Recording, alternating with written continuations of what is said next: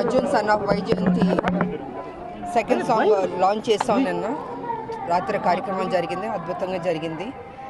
So ఇవాళ వెంకటస్వామి వారు దర్శనం తీసుకోవడానికి బాబు, నేను, డైరెక్టర్ గారు, ప్రొడ్యూసర్ గారు, రైటర్ గారు, ఎడిటర్ గారు అందరం వచ్చాం. ఇవాళ అద్భుతంగా జరిగింది దర్శనం.